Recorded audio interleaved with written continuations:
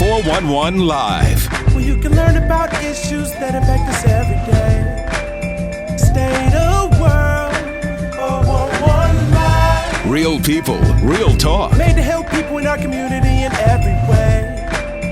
Boy, your girl, 411 Live. Sex trafficking is occurring in all 72 counties of Wisconsin. So it's not just a Milwaukee problem, it's a statewide problem. But it's not just a Wisconsin problem, it's a U.S. problem. It's happening everywhere. And it's not just a U.S. problem, it's a world problem. It's happening internationally. That is why the 411 Live, Real People, Real Talk, has taken on this topic because it's so vast. And we want to continue the conversation on this and put this topic to the forefront. We welcome your comments, your suggestions, your questions as you look at this podcast. We have done several, and this is actually part 2 to one that we just finished on domestic violence and how it relates to sex trafficking. We have Dawn Jones with us again, and she is the former lieutenant with the Milwaukee Police Department and a sex trafficking expert when it comes to law enforcement. So we talked a lot in part 1, and if you haven't seen it, please, I beg you to please look at part 1. But we want to continue this discussion. Dawn, thank you once again for sticking around for part 2. You know, we were talking a little bit in the earlier episode about the Milwaukee Police Department and how it deals with sex trafficking or human trafficking cases and how it deals with it in correlation with domestic violence because they come together. And a lot of people don't realize that or don't see it. And you were saying that training is definitely needed in that, but with domestic violence, there's really no excuse. Exactly. And training in detail and depth, not only on human trafficking, but on trauma victims and understanding trauma victims and why they react the way they do. So as we move on to that, I'm just wondering, is enough being done to handle what is coming to us? It seems like sex trafficking, I don't know if it's because we're talking about it more or if sex trafficking is really exploding. Well, I think being that I had the first investigation and arrest and conviction in the state of Wisconsin, I came from the ground floor up. I seen how officers, community members, advocates, politicians responded to human trafficking and sex trafficking in particular. And it was an uphill battle that whole time. Now, you look, that was in 2007. Our first arrest and conviction for sex trafficking was in 2008. Our first state arrest and conviction was in 2009. And at that time, it was just Detective Linda Stott and I conducting these investigations.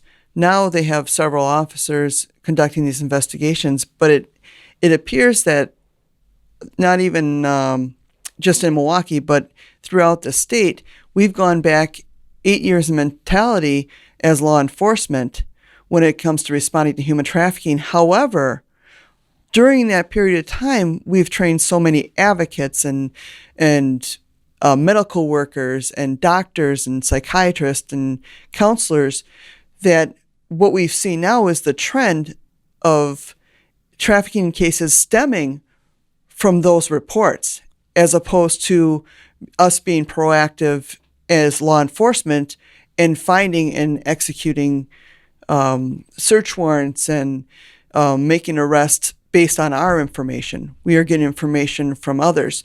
So it kind of is going in a circle where we're not initiating it. We need to investigate it because we have all these people that have been able to identify it.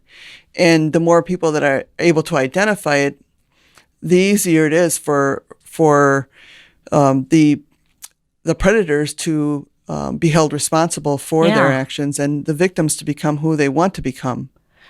That's encouraging that so many other players are getting into this. I was talking to Jennifer Williams. She's a former prosecutor with the Milwaukee DA's office.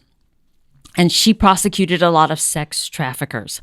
And she told this riveting story about this case of this trafficker on trial, 14-year-old victim on the stand.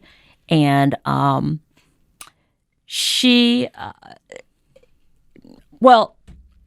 thing that she really pointed out that really got me was, she said if we would focus and take away the demand, then the rest of it would decrease. But our focus is not right, I guess is what she was saying. If we focus more on getting these Johns, instead of doing a sting where you're arresting a bunch of women, we would have a bigger impact. Are we shifting that at all? I think that there are some stings regarding customers of trafficking. For me, the shift should be solely on them as opposed to the sex trafficker. Definitely the customers and the traffickers themselves. Mm-hmm. But if we did not have that demand, we would not see the victims that we see. Right. And the problem with focusing on somebody that is engaged in sex work, whether it be forcefully or on their own, is very seldom are they allowed to stay on their own if they're making money in an area that is controlled by a sex trafficker. So they're more than likely going to get hooked on drugs or beaten or raped. To set an example that you can't make money in my area because I'm a trafficker and I control this area. So the problem comes when a trafficker controls an area, especially in the city of Milwaukee, and one of their workers gets arrested by police, mm-hmm. whether it be a citation or a state arrest. They're going to find somebody else. So we have a revolving door of victims who are very fearful of their trafficker, who may get locked up in the House of Correction for a certain amount of time. They might, some of them are addicted to drugs, and some of them were addicted to drugs because of their trafficker. And we had the London triplet who had injected his girls 12 times what they were used to. But on the surface, to law enforcement, it may look like a heroin addict that's just out there engaging in prostitution. And that's not what it was. It was control through the addiction. And we will see that very often where they don't even self-identify as a trafficking victim because they blame themselves not only because of what the trafficker says, but what society says and their addiction. So it has to be their fault. So if law enforcement goes to interview them regarding trafficking and they're not knowledgeable in the different types of controls and other evidence to look for to see if this individual is being trafficked, they won't identify.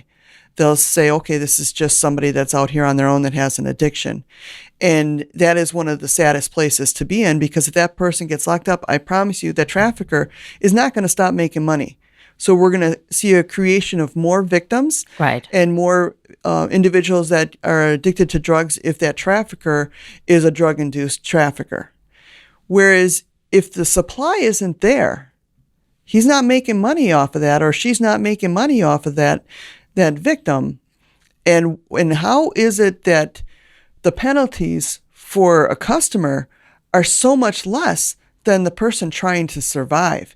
It just blows my mind because, mine too. Yeah, mine too. You know, they want not only to have sex with people that can't afford to live or survive, but they want to have sex with our children. Our children in the city of Milwaukee, in the county of Milwaukee, in the state of Wisconsin, in the United States of America, and we still blame the victim of sex trafficking. Yeah. Yeah. Penalties for the Johns. Couple $100. Yeah, very seldom will you see. You can get a citation, but a lot of times they can go to John school and get it expunged. I've seen state arrests that have been pled down to disorderly conduct, Well, it's great. They can say they have a disorderly conduct on their record, but you have a sex trafficking victim that has prostitution. Now, you get a citation, even if that citation for soliciting or loitering prostitution is dismissed, that's still being held against them. They can't get housing. They can't get into certain programs. They can't even get certain jobs. And if they do get jobs, a lot of times their employers will think that they're going to get more than just the work of the job out of them, because we've placed a stigma on the term prostitute and prostitution. So what would victims of sex trafficking have to lose by being cited or arrested by police is much more than a John or a customer, because they, it's just boys being boys, and it's accepted in our society. That is not fair. It's not fair, and it's not fair to controlling the problem. Wow. Is Milwaukee in any way tackling the demand? I know that they've had several stings where they've targeted the demand, but not to the point that they should. I think that we really, in each district, we used to have units at each district that would run their own operations, and I understand them basing it out of one location, but to say that it's for trafficking purposes is a big disjustice. Mm-hmm. I think you really need to go out there and send a message, and I've said this for many years. Arresting sex workers is ineffective for controlling prostitution, right. But you go after the traffickers, you go after the customers, and you're going to see an effect. You have cameras and lights, and you put it out there that, hey, if you're here trying to purchase one of our people for your sexual enjoyment, we are not going to put up with it. Let them go somewhere else, and let's start educating our young children and our young boys and our young girls on respecting our bodies and other people's bodies. And this is not okay. Let this be a new man thing instead of a good old boys thing where boys will be boys. Boys shouldn't be boys. Boys should be men, and we should teach them how to do that. Wow. Yeah. You talk about boys, girls, teaching them. Some of your sex trafficker, are they minors? The sex traffickers themselves? Mm-hmm. So, yes, some of them are minors. And I had one sex trafficker that told me that he was trafficking since he was 15 years of age. Wow. We've had cases where because it's very generational here in Milwaukee, meaning that our fathers teach their sons, teach their nephews, their uncles, and it's all intertwined. And I recall one case where we arrested the son prior to arresting the father. He was not a child at the time. He was an adult. But in interviewing him, he really had no idea what he did wrong. His dad was the trafficker. His mom was the bottom, meaning the one in control of the individuals that the trafficker is having engaged in prostitution. And from early on, he was taught this is normal. Wow. He thought that we were wrong for indicting him, even though what he did was just outrageous. And he sexually assaulted somebody, brought him, coerced them into coming from a different state, and ruined that person's life. They'll never be the same. But he really never believed he did anything wrong. Wow. Because that's how he was raised. And I think that is a detriment to our society. One thing about Milwaukee is our community has such heart, and they truly are filled with amazing people who are very powerful people once they realize it. Mm-hmm. And we can change Milwaukee to a place that our children can grow up to become whoever they want to become, and teach them to follow the right roads to get to that location. I've been very fortunate to have victims of trafficking become nurses and CNAs and physical therapists. Nice. I see the change. Never once has a victim been a prostitute or a whore to me. They have given me back more than I could ever give them. And all I had to do was listen and build a case. Yeah. It's not a lot to ask to help somebody become who they're meant to be in life. And that's what it takes. A lot of times, just being listened to, being heard. Being heard and not judged. Yeah, that's huge. All right. We're going to take a break. We're going to talk more about Dawn taking this out of the country. This is interesting. Stay with us. We'll be back.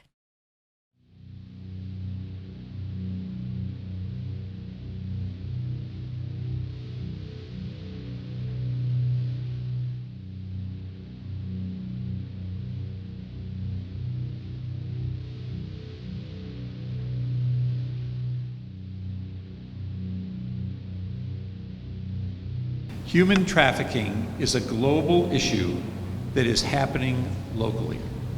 This is a problem that we cannot ignore. Being so scared on that hotel bed and wish I had my money. Going back into that feeling of, man, what am I getting myself into? She rests her head on the prison to which she's chained. I'm standing there and I can't move. I can't go nowhere, I'm stuck. Drug into this spider's web, and she can't untangle herself to freedom. Him telling me how pretty I am and what I can do to trick guys out of money and what I need to do and how much money I need to bring back, and him making me change into different lingeries to take pictures of me to put me on Craigslist. Now I'm a product to be sold. Beneath this ground we walk is a hell of movement in a forced direction. Gridlocked, traffic lights, sex, currency, bodies, stock, fear, monopolized, auction, blocks. Another job, he come another one, and just being sold over and over and over and over. Minds groomed to be immune to pain. And you used to it, and you just lay there. Numb, desensitized, innocence, drained. I went from that scared little girl, from the foster care, from being molested by my stepbrother, by my foster brother, till being a lonely little girl stuck in a house, so scared with my mother, to being trafficked.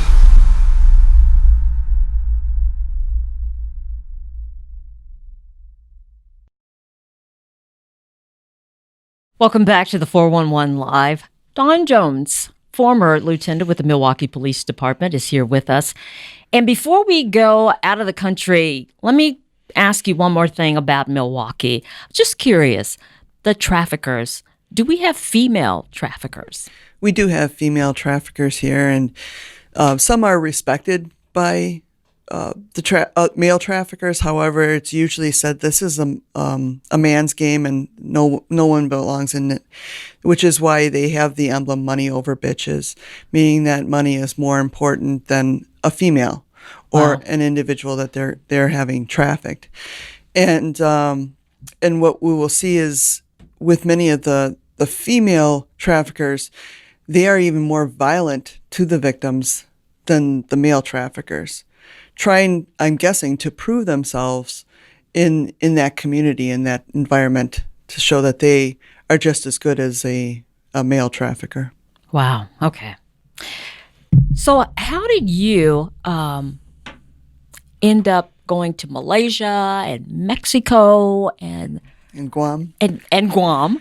Yeah. Yeah, so I am very, very blessed and very fortunate in what I do. And I went to Mexico and Malaysia twice to conduct presentations. Both the audiences were officers, prosecutors, NGOs, and judges. And that was through Corrine Marino Taxman. She's a U.S. attorney on the Eastern District. She's an amazing prosecutor, amazing person. And just like me, she wants to save the world. And we're both crazy enough to do the work everywhere. And we put a lot of work into our presentations and into helping everybody see and understand what's going on. With Guam, I had worked with a prior victim service person for FBI in Milwaukee, and she is now stationed in Guam. And when she conduct the presentation, she gave them my name. So they've brought me out there twice to conduct presentations. And it's interesting to see the different levels of trafficking in different countries. What does it look like? Is it different? So in Mexico, they were very far behind in time in understanding trafficking, and they had a lot of hurdles to overcome. Definitely, domestic violence was part of their trafficking. They didn't necessarily identify. But also in their country, if law enforcement has to use physical restraint, maybe they have to use force to apprehend somebody, or they end up having to punch them, they actually get put in jail until it's proven not to be a criminal and that they were acting in their official capacity. Oh, wow. And the corruption there is very big because the law enforcement does not get paid a lot of money. So when it comes to these crimes, if a trafficker wants law enforcement to look the other way, very often they are given money and they can look the other way. But in Mexico, the heart of the people there was so powerful, and realizing, and I was able to tell them several stories of victims from Mexico that were children that were brought to the United States and trafficked from their country. And that really hit home with them, and that really hit them hard. So I believe that they are taking trafficking much more seriously. In Guam, we see a very big correlation where law enforcement did not and does not take a large role in fighting trafficking, and they're trying to change that. They had what was called a case called the Blue House, where a child was brought from an island off of Guam from Chuuk to Guam and made to engage in trafficking. And there were actually 3 officers that were arrested. And I don't believe the officers realized that they did anything wrong. They're like, well, I paid the $40 for the drink to have sex. I don't understand. And for Guam, that was a very hard thing, because who are they supposed to go to fight these traffickers? Right. They can't go to law enforcement. They can't go to law enforcement. They're the customers. They're part of it. So law enforcement has taken a different role. And even though when they did an internal investigation, the department found that there was no wrongdoing, the community said, hey, no, there's something going on here. We want to see more.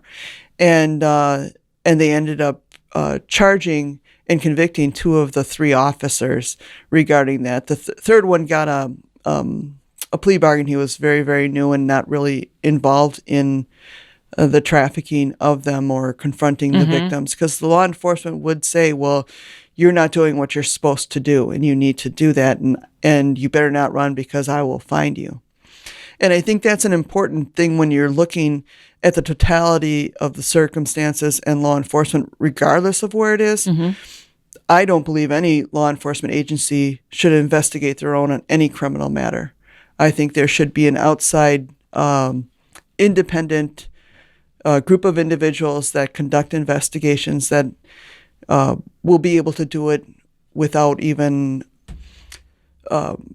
thinking twice about looking for the truth. Right. And we don't have that. And that's a sad thing. And it was a very sad thing in this case, because it was several years that this was going on. And it was several years before the officers were even prosecuted. Wow. Because if you're investigating yourself, even if you're on the up and up, outsiders, we're looking at it and going, nah, Yeah, exactly. There's a trust factor there. There's a trust factor there, and it's very important. When somebody takes the role of law enforcement, you take it to, at least for me, to make the world a better and do what's right. Everybody knew any investigation I was in, I was going to treat the individuals involved, whether they're the suspect or the victim, like they were my family, and I was going to find the truth. And there is no intermediate there. you have the truth, and that's what our community is asking for and begging for. Right. Now in Malaysia, they have more than we have. It's just connecting the groups together. So they have their own human trafficking court, which was amazing because the judge understood human trafficking. When they do sentence, they understand it. When the victims experience trauma effects in the courtroom, they understand that. Here, we can have judges do trials and sentencing, and they just don't get it. Right. There was one judge where a 14-year-old and a 17-year-old ended up taking the stand in a trial, and at the end of it, he gave the trafficker 5 years. That's ridiculous. That's not even close to a plea bargain for trafficking 2 of our children. If those were your children, would 5 years be good enough? Good point. Especially when they're on the jail calls talking about how this is a great thing and I'm going to try and get that judge. That's very, very disheartening for that child, knowing that she's not even going to be an adult before this person gets out. She won't even be able to get through her trauma and become who she was made to become before this person gets out. And they fear them. Speaking of that, there's been an evolution within the court system too, I would think, from very light sentences or plea bargaining down and that kind of thing to really some serious jail time. Yes. When I started investigating trafficking, we were getting 20-year plea bargains. And I've seen some very, very light sentencings and very light plea bargains on cases that just shouldn't be.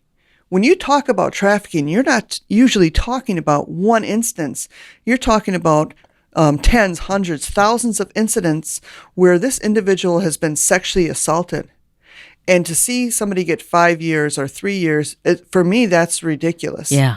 Because then we should be charging each count, or we should charge it up higher so people understand the control and the amount of trauma that these victims have had to go through. Not to mention, you're not going to find all and talk to all the victims. In King Tut's case, we could have talked to 8 more victims in that trafficking case. Wow. And when it came to Pimp Snooki, we talked to a little over 20, and he admitted to having 300. Oh my gosh. So when you're talking about sentencing and doing what's right for the community, you really have to understand the control of the trafficker and what they've conducted. When somebody anally rapes a child because they didn't collect the money because they've never engaged in prostitution and they didn't know it before, that should not be a 7-year plea bargain, right? That should be serious time, because this is not something that was an accident or there was a misunderstanding. You cause extreme trauma to this child with the intent to cause that extreme trauma to this child, and would do it again, and did actually do it over and over again after that incident. Wow. Because when I would cover, as a reporter, would cover sexual assault cases, there would be one victim, but there would be like 7 incidents. So when you're talking about sex trafficking, a victim, they may have serviced, 5 people in one day for who knows how many days, how many years. So if you took each count for each incident, that would go on forever. Exactly. And then you're talking about giving them like 5 years for something like that. It makes no sense. It makes no sense. And I'll tell you, when we started trafficking, our traffickers were leaving the state because they knew that we were hitting them hard. Good. They said it was hot in Milwaukee. I don't hear that much anymore. And that's very disheartening, especially since most of my cases involve children. Yeah. And the thought that somebody can manipulate a child into giving up their livelihood and any dreams that they could have had and not get much of anything is very disheartening. And we're basically normalizing it in society. And at some point we got to say, no, not here. We are better than this. Right.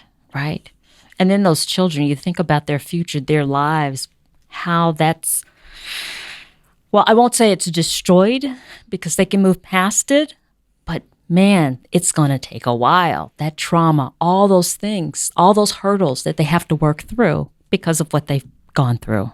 Absolutely. Absolutely. Trauma is very, very difficult. That's why it's so important that people of authority understand trauma and treat the trauma victims well.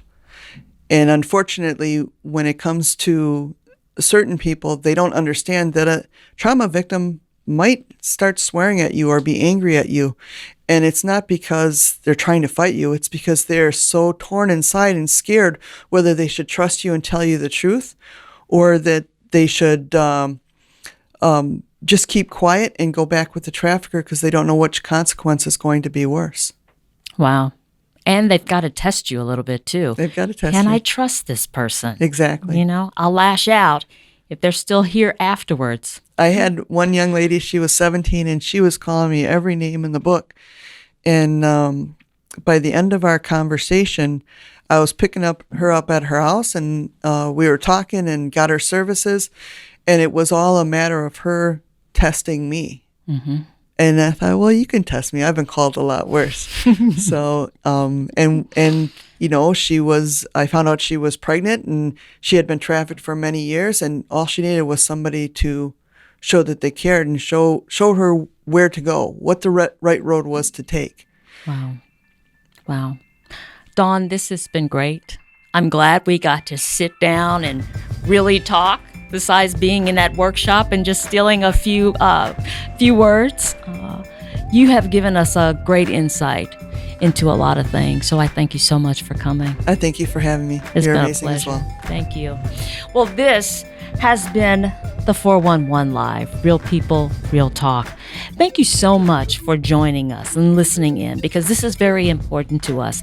We want to spread the awareness about sex trafficking, human trafficking, sex trafficking, and put this issue at the forefront, as I've mentioned before. We have a lot of projects in store, and we need your help and your support in doing a lot of these things. Please go to our website, the411live.org. You can see how you can donate, how you can support us in all these efforts that we're trying to do. We want to do things with excellence, and we're asking you to come on this journey with us. We have many more podcasts to go, so look for us. And of course, if you have more information or would like more information, go to our website, the411live.org. You can see this podcast and more information on our Twitter page. We've got Twitter, we've got Facebook, we've got Instagram. You can find us. So we want to thank you once again for joining us. This has been the 411 Live, Real People, Real Talk.